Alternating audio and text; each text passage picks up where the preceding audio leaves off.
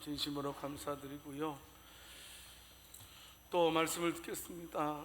하나님, 저희가 이 말씀을 통해서 예수님 닮아가는 저희들 되게 해 주시옵소서 간절히 부탁드리옵고 우리 주 예수 그리스도 이름으로 기도드립니다. 아이고, 오늘 찬양대에 하나님께서 영광 받아주신 것 진심으로 감사드립니다. 지금 무더위로 인해서 그리고 또 코로나로 인하여서 감기로 인하여서 많은 분들이 지금 고생하고 있어요. 여러분 잘 극복하시고 이겨내시기를 바라겠습니다. 우리가 살다 보면 뭐 만나는 일이 한두 가지가 아니죠. 뭐 좋은 일을 만날 때도 있고 힘든 일을 만날 때도 있지 않습니까? 또 억울한 일을 만날 때도 있고 크고 작은 고난과 시련을 마주하는 것이 인생이 아닌가 싶습니다. 그래서 크고 작은 그런 문제로 인하여서 마음이 답답할 때도 있고 그리고 내일이 없는 것처럼 마치 희망이 끝나는 것처럼 좌절감에 휩싸여서 혼자서 쓸쓸히 울어야만 할 때도 종종 있는 것을 보게 됩니다. 그런 우리를 위해서 로마서 8장 말씀을 통해서 성령 하나님은 우리를 위로하기를 원하신다는 겁니다. 뭐냐면 우리가 고난 속에서 살아가지만 우리 성령 하나님께서 우리 인생에 개입하셔서 우리와 함께 하신다는 사실을 말씀해 주고 있기 때문입니다. 성도 여러분, 하나님께서요 저와 여러분들의 인생에 놀라운 계획을 함께 하고 있음을 믿으시기를 바랍니다. 사실 사도 바울도 얼마나 많은 어려움을 당했는지 모릅니다. 우리가 고린도 전도서를 읽어보게 되면 많은 사실을 확인할 수가 있음에도 불구하고 여러분, 그런데 그렇게 고난을 많이 받았던 바울은 가는 곳곳마다 분명히 강력하게 얘기한 것이 있습니다. 그게 뭐냐 하면 참으로 장차 받을 영광이 내가 지금 받는 고난과는 비교조차 할 수 없다. 내가 지금 고난을 당하고 있지만 이 고난과 내가 받을 미래의 소망과는 비교가 되지 않는다 하면서 아주 당당하게 외쳤던 바울의 모습을 우리는 확인할 수가 있습니다. 성도 여러분, 오늘 본문 말씀은 바로 그것입니다. 고난 속에서도 소망을 잃지 말아라. 어떤 일이 있더라도 소망을 잃지 말아라, 절망하지 말아라 라고 말씀하시는 말씀과도 같습니다. 이제는 우리가요 고난을 당할 때요 새로운 시각을 가지고 고난을 바라보자 이겁니다. 우리가 고난을 당할 때에 참으로 하나님의 계획 안에서 우리의 삶을 재조명할 수 있는 은혜가 있기를 살아계신 주님의 이름으로 축원합니다. 자, 오늘 말씀을 통해서요 성도 여러분 깨달을 것은 뭐냐 하면 첫 번째는 우리가 현재의 고통 속에서 미래의 소망을 반드시 바라보아야 한다는 사실입니다. 좀 쉽게 말씀드릴까요? 쉽게 말씀드리면 현재의 고난에 굴복당하지 말고 장차 우리가 가야 할 하나님의 나라를 소망하라 라고 말씀을 하고 있는 것과 똑같습니다. 여러분 말씀드렸죠. 지난 주간에 로마서 8장 17절 말씀에 예수 믿는 사람이 어떤 사람인지 말씀해 주셨습니다. 예수 믿는 사람은 상속자다. 하나님의 상속자요 그리스도와 함께한 상속자다라고 말씀하시면서 끝물에 뭐라고 말씀하고 있습니까? 고난도 함께 받아야 할 것이니라 라고 말씀해 주고 있습니다. 그러면서 본문 처음 로마서 8장 18절 말씀에서 예수님 때문에 당하는 고난에 대해서도 말씀을 해주고 있습니다. 생각하건대 현재의 고난은 장차 우리에게 나타날 영광과 비교할 수 없도다. 전해찬 성경에는 좋게 비교할 수 없도다 라고 번역되어져 있습니다. 성도 여러분, 고난의 의미를 잘 파악하자 이겁니다. 고난이라는 것은 단순히 우리 인생의 걸림돌만이 아니라는 사실입니다. 지금 내가 당하는 고난 힘든 건 맞습니다만은 그 고난은 참으로 하나님께서 저와 여러분들을 연단시키시고 성장시키시고 참으로 하나님의 뜻을 이루는 한 과정으로 저와 여러분들을 고난의 길로 인도하신 것을 믿으시기를 바랍니다. 여러분, 사도 바울은 대단한 분이십니다. 그분은요 3층천에 다녀오신 분입니다. 우리가 눈으로 볼 수 있는 세상을 1층천이라고 합니다. 또 대기권, 눈으로 볼 수 없는 대기권들 있죠, 그걸 2층천이라고 합니다. 그리고 또 대기권 벗어나서 하나님의 보좌가 있는 것을 3층천이라고 말합니다. 물론 이제 우리가 탈무드라든지 다른 것을 보게 되면 유대인들은 하늘을 7으로 등급으로 나눈 것도 있습니다만은 보편 3등급으로 나누게 되는데, 바로 사도 바울은 하나님의 보좌가 있는 3층천을 보게 됩니다. 그 3층천을 경험한 바울은 고린도후서 12장 4절 말씀에서 놀랍도다라고 말씀하고 있습니다. 내가 낙원에 갔었는데 거기에 가보니까 말로 표현할 수 없을 정도였다, 이렇게 말씀을 하고 있는 것을 볼 수가 있습니다. 성도 여러분, 직접 하나님의 보좌를 확인하고 직접 하늘의 영광을 확인했던 사도 바울이기에 내가 지금 무수한 고난을 받고 있지만 이 고난은 장차 내가 받을 영광과는 비교도 될 수 없는 것이다라고 아주 강력하게 지금 로마의 교인들에게, 그리고 오늘날 믿는 성도들에게 외치고 있는 것입니다. 성도 여러분, 여러분들은 어떻습니까? 여러분들의 삶은 고난받는 삶이라고 생각됩니까? 아니면 나는 편하게 잘 지내고 있습니다 라고 이렇게 말할 수 있는 분입니까? 여러분, 우리가 이 생에서 겪는 고난도 많이 있을 거라고 생각됩니다. 내가 예수 믿기 때문에 거기서 오는 핍박도 있을 거라고 생각됩니다.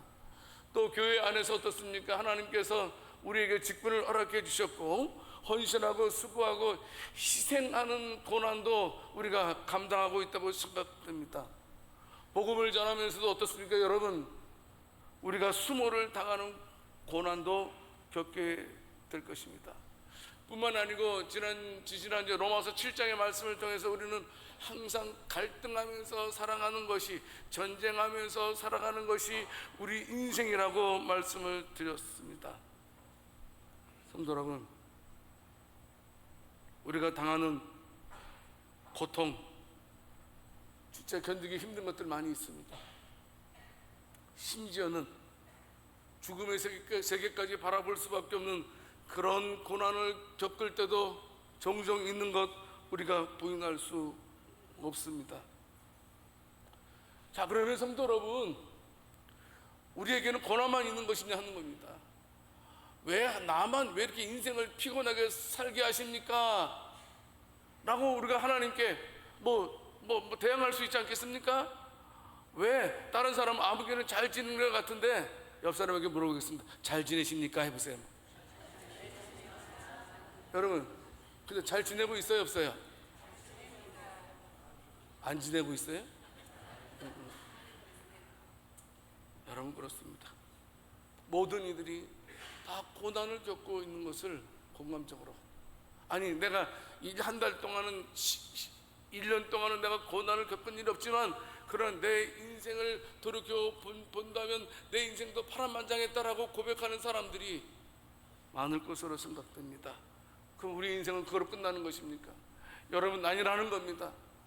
오늘 현재의 고난도 많이 언급되어 있지만 미래의 소망에 대해서도 성경은 우리들에게 말씀해 주고 있다는 사실입니다. 여러분, 우리에게는 어떤 미래의 소망이 있습니까? 먼저 우리는 장차 예수 그리스도께서 부활하심을 통해서 우리는 신령한 몸으로 부활할 것임을 성경은 우리들에게 말씀해 주고 있습니다. 썩지 않고 병들지 않은 신령한 몸을 받게 될 것입니다. 부활하신 예수님처럼 시공을 초월하는 몸을 가지게 될 것입니다. 제약받지 않을 몸을 우리는 가지게 될 거라는 사실입니다. 뿐만이 아닙니다.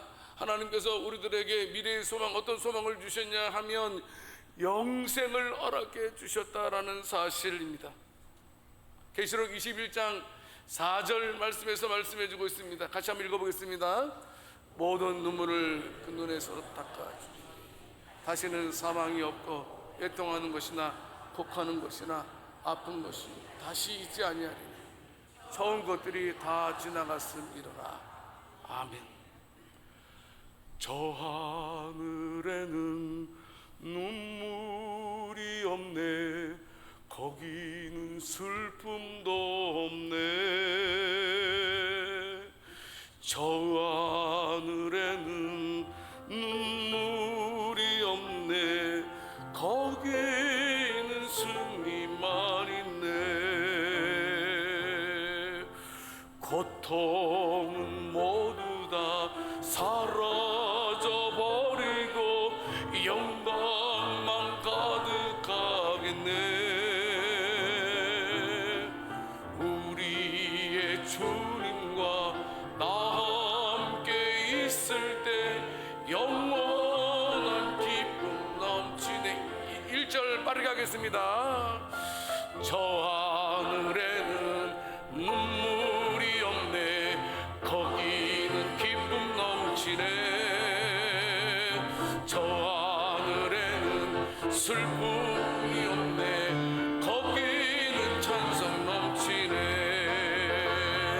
세상의 근심은 사라져버리고 영광만 가득하겠네. 우리의 주님과 나 함께 있을 때 영원한 기쁨 넘치네. 3절.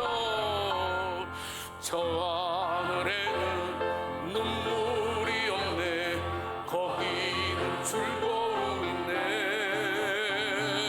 저 하늘에는 눈물이 없네, 거기는 사랑 넘치네. 인간의 욕심은 사라져버리고 영광만 가득하겠네. 할렐루야. 우리의 주님과 나 함께 있을 때 영원한 기쁨 넘치네. 성도 여러분, 뿐만이 아닙니다. 우리가 저 하늘에 가게 되면 하나님께서는 저와 여러분들에게 하나님 나라의 시민으로서 영광과 존귀를 누리게 하시겠다고 말씀해 주셨습니다. 여러분, 여러분들은 어떤 면류관을 고대하십니까? 아야, 나는 받을 면류관 없을 것 같아. 그래요? 아니요, 여러분. 분명한 것은 다른 이유 아무것도 없습니다. 다른 것은 부수적인 겁니다. 오직 하나, 내가 하나님의 자녀라는 이유만으로 우리 하나님께서 저와 여러분들을 위해서 생명의 면류관을 예비하신 줄을 믿으시기를 바랍니다.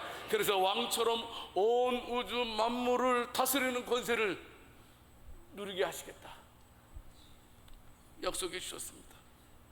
그리고 우리가 천국 가게 되면 성도 여러분, 하나님께서 우리를 위로해 주시고 칭찬해 주실 것입니다. 여러분들 예수님 때문에 눈물 많이 흘렸잖아요. 여러분들 예수님 때문에 많이 참았잖아요. 여러분들 예수님 때문에 온갖 헌신 많이 했잖아요. 남이 알아주든 알아주지 않든 오직 하나님 나라만을 위해서 애썼던 여러분들 아닙니까? 하나님은 그 모든 것을 천사들 앞에서 저와 여러분들을 칭찬해 주시고 위로해 주실 줄을 믿으시기 바랍니다. 여러분, 지금 당하는 고난은 일시적입니다. 오래 가지 않을 것입니다. 견뎌내야 됩니다. 이겨내야 됩니다. 아니, 이기게 하실 것입니다. 무엇을 통해서 이겨낼 수 있을까요? 장차 나에게 주어질 그 미래의 영광을 바라보면서 오늘도 믿음으로 승리할 수 있는 우리가 될 수 있기를 원합니다. 우리는 영광스러운 장래가 보장된 자들임을 꼭 기억해야 됩니다. 예수 믿는다고 하면서 우리가 천국을 믿지 못한다면 그것만큼 어리석고 불쌍한 이가 어디 있겠습니까? 우리에게 가장 미래의 소망은 저와 여러분들의 예수님을 통해서 천국 가게 되는 줄을 믿으시기를 바랍니다. 그래서 더욱더 감사함으로 나 같은 자를 예수 믿게 해주시고 천국 가게 해주시니 감사합니다 라고 말하면서 오늘도 죽도록 충성하면서 살아갈 수 있는 저와 여러분들이 될 수 있기를 원합니다. 그 어떤 죽음의 위협이 나에게 다가온다 할지라도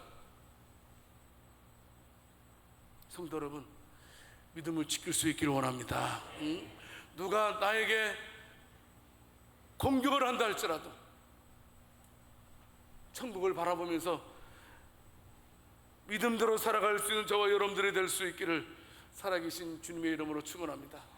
여러분, 인생은 반드시 혹독한 겨울을 지나게 되어 있습니다. 여러분, 우리가 아이가 태어나서 걸을 때까지 몇 번 쓰러지는지 아세요 혹시? 몇 번 정도 쓰러질 것 같아요? 아이가 딱 태어나서 걷기까지. 괜찮아요? 틀려도 괜찮아요. 네? 보니까 틀려도 괜찮아요. 이거 진리 아닌 게 괜찮아요. 보니까 학자가 몇 번이나 넘어진다 그러냐면 2000번 넘어진다. 2000번. 2000번 넘어진 다음에 한 걸음 뛴대. 이렇게 뛴대요. 인생은 넘어질 수밖에 없는 것이 인생입니다. 우리는 태어날 때부터 넘어진 자들입니다. 그것도 2000번 넘어졌습니다. 앞으로 2만 번, 20만 번, 200만 번 넘어질 자들일 것입니다. 여러분 꼭 명심하십시오. 아무리 내가 넘어진다 할지라도 나 앞에서 손을 내밀고 기다리는 분이 계심을 믿으시기 바랍니다. 그래, 한 걸음만 더. 그래, 한 걸음만 더. 아이고, 잘했다. 한 걸음만 더 와. 그래. 이렇게 주시는 분이 저와 여러분들 앞에 계심을 믿으시기 바랍니다. 그래서 다가올 미래를 소망하면서 끝까지 믿음으로 살아가는 저와 여러분들이 될 수 있기를 살아계신 주님의 이름으로 축원합니다. 고난 피해갈 수 없습니다. 여러분, 우리가 농사를 지을 때도 어떻습니까? 반드시 땅을 갈고 씨를 뿌리고 수고하는 과정을 거쳐야 됩니다. 그런 과정을 거치지 않고 곡식을 거둘 수 없는 것이 하나도 없음을 우리가 알고 있지 않습니까? 수고로 그리고 인내로 열매를 맺듯이 현재 내가 지금 당하고 있는 고난을 통해서 더 큰 영광을 얻게 될 것임을 믿고 천국을 바라볼 수 있는 저와 여러분들이 될 수 있기를 살아계신 주님의 이름으로 축원합니다. 여러분, 한 번은 반드시 죽어요. 그러니까 죽음 두려워하지 마세요. 다시 말씀드립니다. 한 번은 반드시 죽어요. 그러니까 어떤 경우의 수로 우리에게 죽음이 다가올지는 아무도 몰라요. 하지만 그런 죽음의 순간이 와도 전혀 그 죽음을 두려워하지 않고 하나님의 나라를 바라볼 수 있는 저와 여러분들이 될 수 있기를 살아계신 주님의 이름으로 축원합니다. 우리는 요셉의 이야기를 너무나 잘 알고 있습니다. 형도 여러분, 요셉은 어떻습니까? 노예 생활했습니다. 감옥 생활 겪었습니다. 하지만 하나님께서는 그의 고난을 통해서 어떻습니까? 그를 애굽의 총리로 되게 해주셨습니다. 그의 가족을 살렸습니다. 뿐만 아니고 수백만의 사람을 살렸던 우리 요셉의 모습을 우리는 잘 알고 있습니다.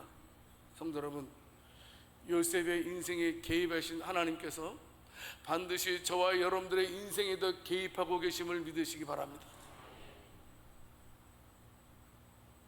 명심해야 됩니다. 날마다 어떤 일이 있더라도. 두 번째 보겠습니다. 여러분, 저와 여러분들 꼭 명심할 것은 하나님은 모든 것을 합력하여 선을 이룬다라는 그런 하나님의 주권을 꼭 믿어야 돼요. 예수 믿는 게 뭐냐? 하나님의 주권을 믿는 게 예수 믿는 거예요. 예수 믿는다고 하면서 내 주권만 주장한다면 그것은 예수 믿는 사람은 아닙니다. 예수 믿는다는 말은 하나님의 주권을 믿는다는 말입니다. 근데 하나님은 어떤 주권입니까? 모든 것을 합력하여 선을 이루시는 하나님의 주권을 믿는 것이 성도임을 믿으시기를 바랍니다. 로마서 8장 28절 말씀에서 말씀하고 있습니다. 같이 읽어보겠습니다. 우리가 알거니와 하나님을 사랑하는 자 곧 그의 뜻대로 부르심을 입은 자들에게는 모든 것이 합력하여 선을 이루느니라. 아멘. 여러분, 우리에게 소망을 주시는 말씀입니다. 말씀드렸지만 우리는 나면서부터 넘어지는 인생이 우리 인간이라고 그랬습니다. 연약하고 부족하기 짝이 없는 게 저와 여러분들입니다. 사실 우리가 예수님 잘 믿는다고 말하면서 하나님의 뜻을 제대로 이룬 적이 몇 번이라도 있습니까? 처음은 우리가 하나님의 뜻을 이루기 위해서 시작했지만 용두삼이 그렇게 잘못되는 경우가 얼마나 많이 있었는지 모릅니다. 성도 여러분, 그런데요, 내 삶이 실수가 많고 연약했음에도 불구하고 하나님께서는 그 모든 것들을 다 합력해서 우리들의 삶을 반전, 선을 이루심을 믿으시기 바랍니다. 지난날에 과거에 쓰라린 상처가 있을지도 모릅니다. 하지만 그 상처가 저와 여러분들에게 유익되게 하시는 하나님이심을 믿습니다. 그 상처가 저와 여러분들의 발목을 더 이상 잡아서는 안 된다는 겁니다. 하지만 우리가 하나님 바라본다면 지난날의 그 상처를 통해서 하나님께서는 우리에게 복되고 유익되게 하실 줄을 믿으시길 바랍니다. 여러분, 하나님은 속지 않습니다. 하나님은 정확하신 분이십니다. 하나님은 반드시 우리의 충성한 것에 대해서 선을 이루게 하실 줄 믿으시기 바랍니다. 여러분 어떻습니까? 나는 죽도록 일했는데 일한 결과가 내 생각에는 옳게 끝나지 않은 것처럼 느낄 때가 많이 있었던 거 경험하지 않습니까? 그래서 난 어떨 때는 어떻습니까? 나 더 이상 안 할래! 이렇게 막 뿌리칠 경우도 있지 않습니까? 여러분 기억하십시오. 내가 참으로 이 모양 저 모양으로 하나님 나라를 위해서 선을 행한 것에 대해서 사람들은 다 잊어버렸지만 하나님은 그것을 다 기억하시고 그것을 결과적으로는 선을 이루게 하시는 하나님이심을 믿으시기를 바랍니다. 고린도후서 9장 10절 말씀에서 말씀하고 있습니다. 심는 자에게 씨와 먹을 양식을 주시는 이가 너희 심을 것을 주사 풍성하게 하시고 너희 의의 열매를 더하게 하시리니. 성도 여러분, 무슨 말씀? 우리가 한 일에 대해서는 그 어떤 것도 헛되게 하시는 분이 아니시다는 겁니다. 저와 여러분들이 남모르게 행한 그 모든 것들 하나님은 다 기억하셔서 그 수고와 그 희생에 대해서 30배, 60배, 100배로 갚아주시는 하나님의 위대하심을 찬양하는 저와 여러분들이 될 수 있기를 원합니다. 성도 여러분 뿐만이 아닙니다. 참 놀라운 것은 뭐냐면 하나님은 우리의 고난을 우리의 신앙 성장의 계기로 만들어 주시는 것을 보게 됩니다. 여러분 우리가 어려움 당하잖아요. 그 어려움 당한 것만큼 성숙해진다는 말씀도 있습니다. 여러분 그 신앙생활도 똑같더라고요. 고난 많이 받은 사람 보게 되면 뭔가 달라요. 뭔가 심지가 깊어요. 심지가 얼마나 견고한지 몰라요. 여러분 우리는 욥에 대해서 너무나 잘 알고 있습니다. 욥이 얼마나 큰 고난을 겪었는지 우리는 알고 있습니다. 욥기서 42장 5절 말씀을 통해서 보게 되면 욥은 깨달았어요. 아, 하나님께서 나에게 그 이유 없는 고난을 주신 것이 무엇인지. 그래서 그는 말하고 있는 것입니다. 뭐라고 말하고 있는 거냐면 내가 하나님이 전에는 어떤 사람인지 내가 소문으로만 들었대요. 소문으로만. 옆 사람이 말하는 거, 아, 하나님은 이런 분이야, 하나님 역사하시는 분, 소문으로만 들었대요. 근데 내가 어려운 일을 당함을 통해서 이제는 소문으로 듣던 그 하나님이 이제 내가 직접 내 눈으로 배울 수 있었다. 성도 여러분, 고난은 참으로 저와 여러분들을 성숙해 함을 믿으시기를 바랍니다. 뿐만 아니고 욥은 알았습니다. 욥기서 42장 10절 말씀을 통해서 보게 되면 하나님께서 나에게 말할 수 없는 복으로 함께 해주셨다 라고도 고백하고 있습니다. 여러분 초대교회 하면 무엇이 생각납니까? 유대인들의 핍박이 생각납니다. 로마 제국의 핍박이 생각납니다. 여러분 그 무서운 로마 제국의 핍박과 유대인들의 핍박이 있으면 우리 기독교는 자연스럽게 없어져야 할 것입니다. 그런데 희한하죠. 성도 여러분, 그 로마 제국의 핍박이 있었음에도 불구하고 극심한 유대인들의 핍박에도 불구하고 우리 기독교는 소멸되는 것이 아니고 더 왕성하게 회복되고 확장되고 부흥된 것을 우리는 역사적으로 알고 있습니다. 중세 시대 때도 마찬가지입니다. 카톨릭이 우리 기독교를 얼마나 핍박했는지 모릅니다.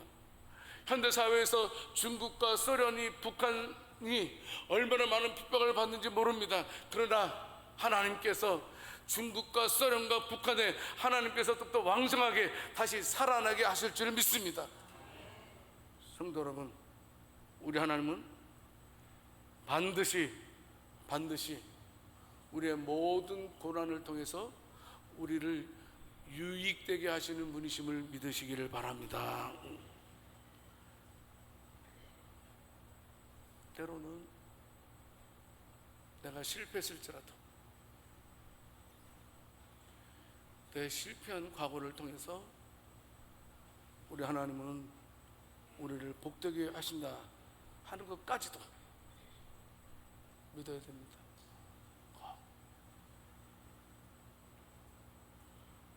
또 범죄했을 때도 마찬가지입니다. 하나님께서 범죄한 인생에 대해서는 징계하시는데 그 징계는 징계가 목적이 아니었음을 우리는 알고 있지 않습니까? 그 징계는 바로 성숙하게 위한, 성숙하게 만들려고 징계를 주셨죠. 그래서 시편 기자는 시편 119편 71절 말씀에서 고난당한 것이 내게 엄청난 유익이었다. 성도 여러분, 모든 것을 합력하여 선을 이루실 나에게 유익되게 하실 하나님이심을 믿으시기 바랍니다. 꼭 명심하셔야 돼요. 이게 신앙입니다. 이게 믿음입니다. 여러분, 합력하여 선을 이룰 것을 믿는 게 믿음입니다.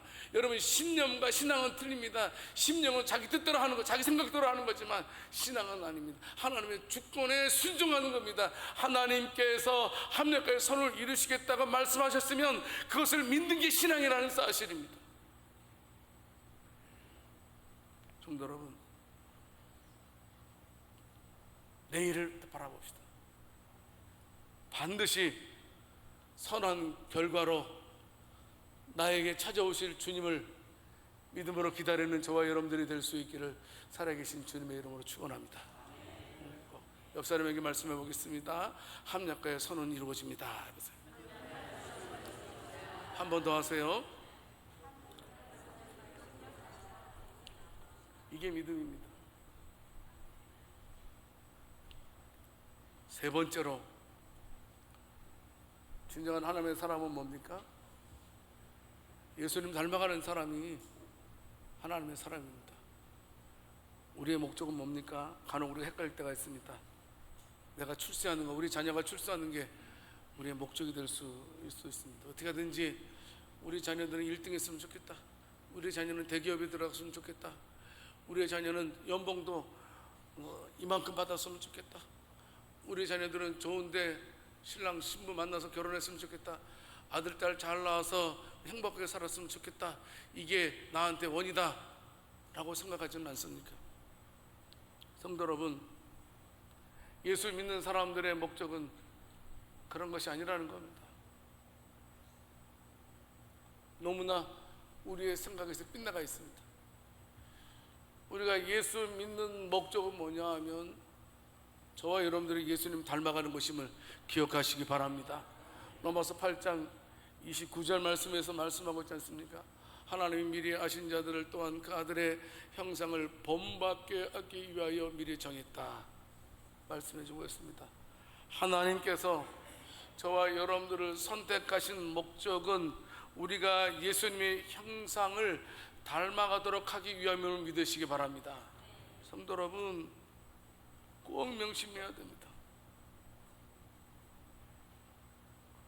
우리의 첫 열매 되신 예수님, 고린도전서 15장 바로 20절 말씀에 있는 것처럼 우리의 첫 열매 되신 우리 주 예수 그리스도, 독생자 되신 예수 그리스도, 우리가 예수 믿는 것은 맏아들을 본받도록 하기 위해서 우리를 구원하셨다는 사실 잊어서는 안 됩니다. 뭐가 복입니까? 어떤 게 복이라고 생각합니까? 진정한 복은 우리가 예수님 닮아가는 것이 진정한 복인 줄 믿으시기 바랍니다. 이게 믿어져야 됩니다. 여러분, 출세가 진정한 복은 아니라는 겁니다.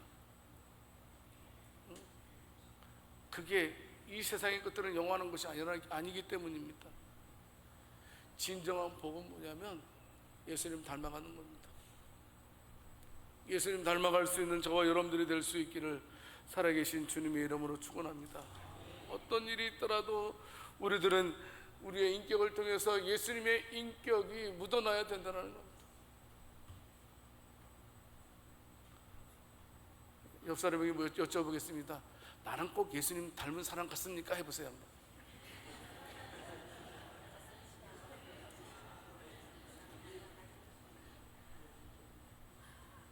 얘기했어요? 뭐라 그랬어요? 대답은? 예? 닮아가기를 원한다고요? 아유, 말씀도 잘하신다, 그죠? 예, 맞아요, 맞아. 닮아가기를 원하는 거죠. 진정한 복은 예수님 닮아가는 겁니다. 금 세공자가 금 장식을 만들기 위해서 얼마나 많은 공정을 거칩니까? 다른 이유 없습니다. 아름다운 금 장식을 만들기 위함입니다. 우리가 이 세상에서 궁극적으로 많은 어려움도 당하고 고난도 당할 것입니다. 그러나 그런 것들을 통해서 저와 여러분들이 하나님께서 원하시는 것이 뭐냐 하면 예수님 닮아가는 겁니다. 성령의 9가지 열매가 저와 여러분들의 인생에 충만할 수 있기를 원합니다. 진정한 복은 성령의 9가지 열매라는 겁니다. 오직 성령의 열매는 사랑과 희락과 화평과 오래 참음과 자비와 양선과 충성과 온유와 절제니, 이게 복이라는 겁니다. 이게 풍성한 겁니다. 여러분, 아무리 돈이 많으면 뭐합니까? 마음에 불안한 게 평안이 없는데 복 아닙니다. 여러분, 진정한 복은 내 마음의 평강이 아니겠습니까? 성도 여러분, 말씀을 맺겠습니다. 예수 믿는 사람들은, 성도 여러분, 천국을 소망한다는 것 잊지 않았으면 좋겠습니다. 이 땅이 마지막이 아니라는 겁니다. 한번 죽는 것을 절대로 두려워하지 말고 당당하게 죽음을 맞이하고 영광스럽게 천국에 입성할 수 있는 저와 여러분들이 될 수 있기를 살아계신 주님의 이름으로 축원합니다. 또한 하나님은 우리의 인생에 깊숙이 개입하고 계신다는 사실입니다. 이게 믿어져야 됩니다. 아이고, 하나님이 내 인생을 개입하지 않으니까 내 인생이 욕망의 욕거리지. 아닙니다, 여러분. 하나님이 개입하셨기 때문에 지금의 모습이라도 된 것입니다. 꼭 명심하십시오. 모든 것을 합력하여 선을 이루실 하나님을 명심하고 끝까지 손 내미시는 주님께 나아가는 저와 여러분들이 될 수 있기를 원합니다. 무엇보다도 우리 예수님 닮아갑시다. 이게 예수 믿는 목적입니다. 이것을 통해서 하나님의 사람으로 하나님 앞에 섰을 때 칭찬 듣는 저와 여러분들이 다 될 수 있기를 살아계신 주님의 이름으로 축원합니다.